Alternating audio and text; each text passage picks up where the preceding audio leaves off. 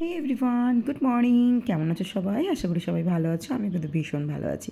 আজকে সকালবেলা আমার দিদা আর মেজমাসি আমার সাথে দেখা করতে এসেছে, যদি ওরা বিকেলেই চলে যাবে। সকালবেলা দেখছি ওরা হঠাৎ চলে এসেছে, কারণ ওরা বলেই রেখেছিল যে আসবে মাসিকে। আর আমি এসেছিলাম সন্ধেবেলা কালকে, আর আমার বড় আসবে এবার। তো ওরা সকালবেলা এসেছে জিলিপি আর গজা নিয়ে, সেটাই কৌটোয় ঢালছিল। একটা ঢাকনা পাচ্ছিল আর একটা ঢাকনা পাচ্ছিল না। এদিকে আমার মেজমাসি আর দিদা বসেছিল, দেখতেই পেলে। আর এদিকে আমার মেয়ে এখানে শুয়ে আছে ছোট্ট আর ফোনটা নিয়ে। আর আমার ছোটো মাসি সবজি টবজিগুলো গুছোচ্ছিল, কালকে কী হবে রান্না সেগুলো। আমার মাসির না সবসময় টেনশান থাকে রান্নাটা কী হবে, আর কিছু কাজ হোক না হোক রান্নার চিন্তাটা সবার আগে, যে রান্না কী হবে। মানে সারাদিন যদি গ্যাসের সামনে দাঁড় করিয়ে রাখা হয়, সারাদিনই উনি দাঁড়িয়ে থাকতে একটু কষ্ট বোধ করবে না, ওনার ভীষণ ভালো লাগে রান্নার সামনে দাঁড়িয়ে থাকতে। আর এখানে আমরা গঙ্গায় আসার পরে দেখছি কত ছোট ছোট কাঁকড়া হয়েছিল, সেগুলোই তোমাদেরকে দেখানোর চেষ্টা করছি। যদিও অনেকটা দূরে ছিলাম আমি, তাই বোঝাতে পারলাম না। একদম গুঁড়ো গুঁড়ো কাঁকড়াতে ভর্তি মাটির ওপরটায়। এখানে আমার বর নামছে, এবার স্নান করবে। আর এখানে দেখতে পাচ্ছ একটা কচুরিপানা ভেসে আসছে। এই দৃশ্যগুলো না ভীষণ মিস করি হায়দ্রাবাদে আমি। তো এখন আর কদিন আর মিস করব না, কারণ এখানে কদিন এখন আছি। যদিও আমরা আর 4-5 দিন পরেই চলে যাব। আজকে তো এখন চন্দননগরে আছি, আর এটা হচ্ছে চন্দননগরের বজরংবলীর মন্দিরের যে ঘাটটা, সেটাতে আমরা নেমেছিলাম। কারণ এই ঘাটটা সবসময় ফাঁকাই থাকে, আর যেহেতু নতুন হয়েছে সেহেতু এটা পরিষ্কারই থাকে। তো মেশো বলল তোরা এটাতেই চলে যা, এটা এখন পরিষ্কারই থাকে। আমরা তো এখন এখানে থাকি না, তাই কোনটা কি এখন আমরা না সত্যি জেনেও যেন অজানা হয়ে যাই। তো সেই জন্য আর এখানে আমি বরের জামা প্যান্টগুলো আর কি সামলাচ্ছিলাম।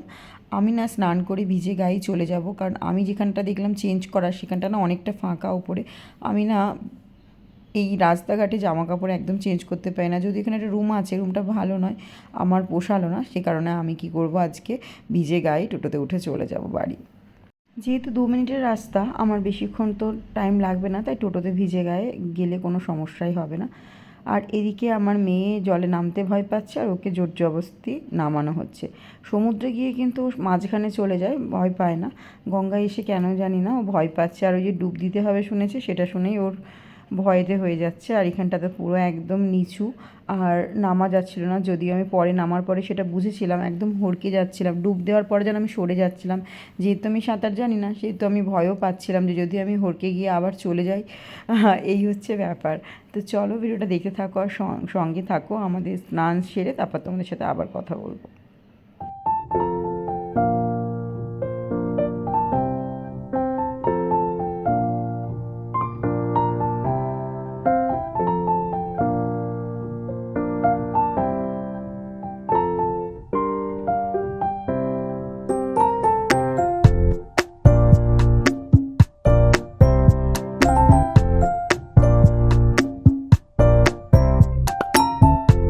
বাড়ি আসার পরে মাসি রান্না করেছিল অনেক কিছু, ডাঁটা দিয়ে করলা দিয়ে একটা তরকারি করেছিল, খুব সুন্দর একটা তরকারি। তার সাথে করেছিল মাটন, আর ডাল করেছিল, তার সাথে ভাজা ছিল। খুব সুন্দর সুন্দর রান্না হয়েছিল আজকে। যদি আমি মাটনটা খুব একটা বেশি খেতে পছন্দ করি না, কেন কি জানি আমার না ঠিক পোষায় না। দুপুরে খাওয়া দাওয়ার পরে সন্ধ্যেবেলা আমরা একটু বেরিয়েছিলাম শপিং করবো বলে। তো বাজার কলকাতা থেকে শপিং করার পরে আমরা চলে এসেছিলাম আমাদের চন্দননগরের জুডিওতে। তো ওখানে শপিং করার আগে মেয়েকে একটু মোমোস খাওয়ালাম। তো মোমো খাওয়ার পরে আমার মেয়ে বাড়ি চলে গেল, ওকে রেখে দিয়ে এসে আমরা আবার জুডিওতে এসেছিলাম। সেই জন্যই তোমরা আমার মেয়েকে আর দেখতে পাচ্ছ না এখন, আমি আর বরই এসেছিলাম। এরপরে আমরা রাত্রে যাব ডিনার করতে। তো চলো কোথায় যাই ডিনার করতে, দেখা যাক।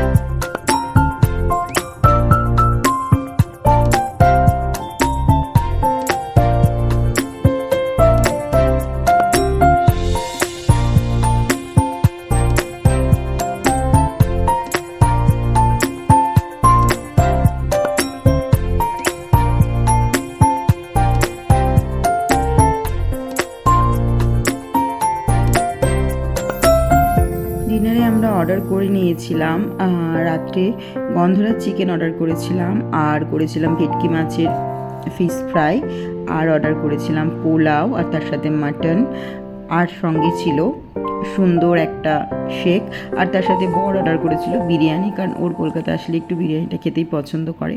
খাওয়া দাওয়া শেষে এখন আমরা যাচ্ছি বাড়ি। তো চলো, ভিডিওটা আমি এখানেই শেষ করলাম। সকলে ভালো থেকো, সুস্থ থেকো এবং সকলকে ভালো রাখার চেষ্টা করো। আর হ্যাঁ, যদি ভিডিওটা ভালো লাগে অবশ্যই চ্যানেলকে সাবস্ক্রাইব করে দিও। টাটা।